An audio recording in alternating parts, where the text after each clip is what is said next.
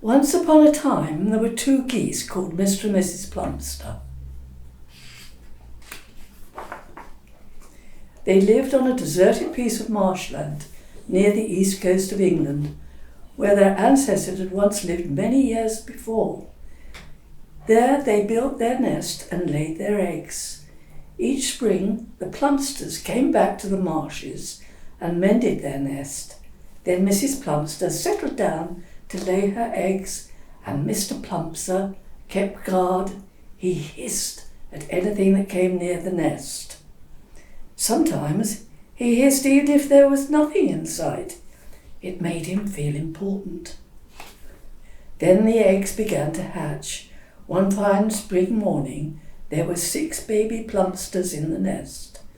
Mr. Plumster was delighted, and he invited his friends round to celebrate. The young geese were given names. They were Archie, Frida, Oswald, Timothy, Jennifer, and Borka.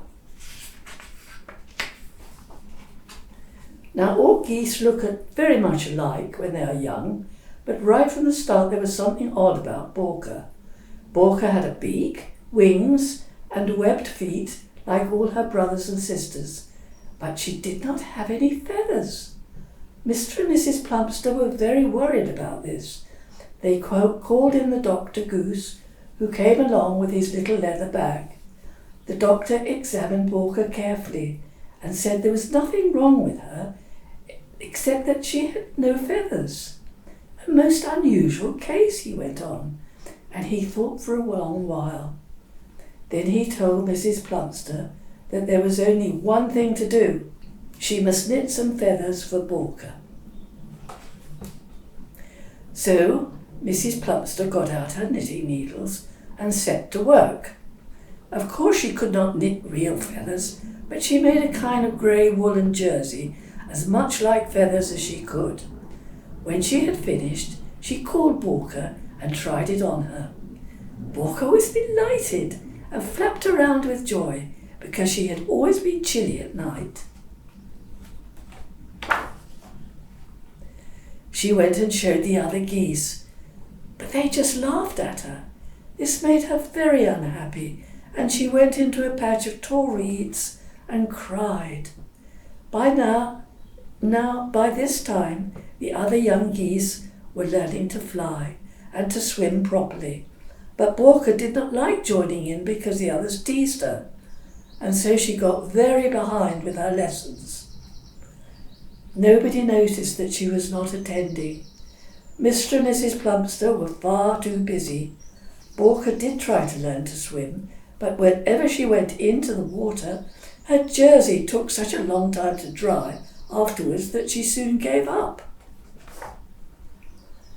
By now, the summer was almost over. The weather was getting cooler, and the geese were becoming restless. At this time of year, they always went to a warmer land where it was easier to find food.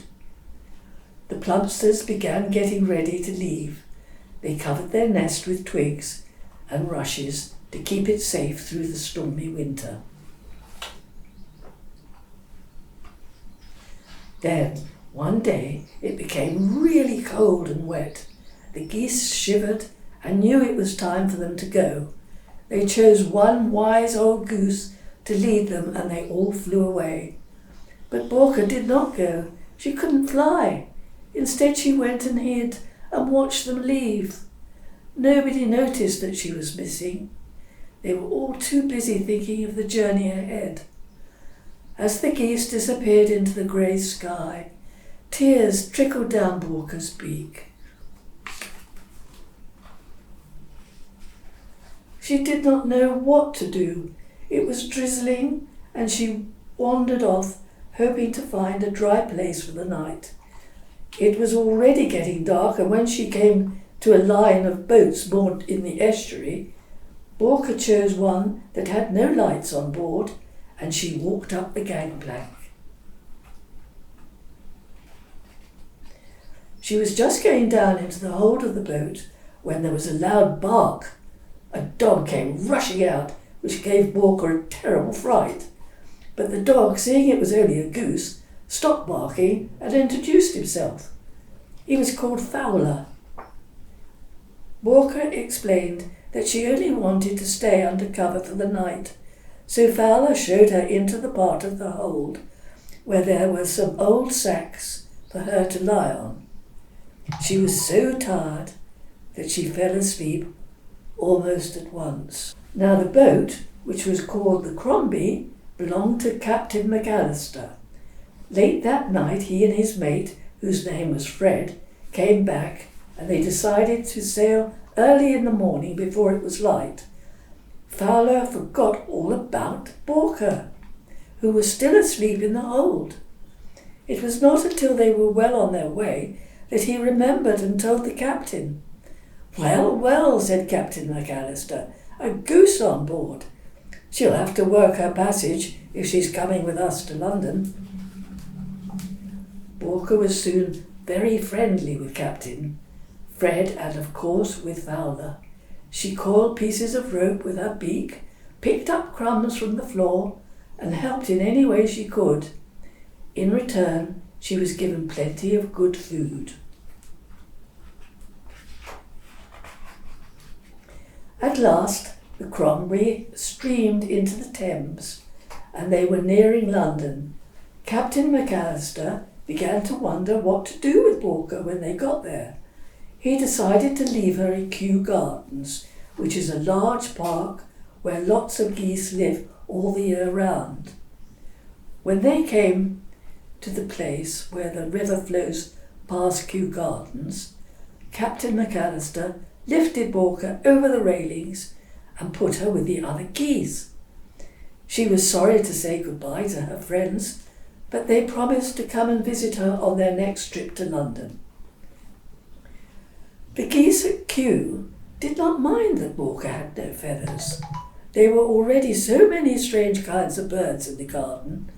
Nobody laughed at her grey woolen jersey, and all the geese were very friendly, especially one called Ferdinand.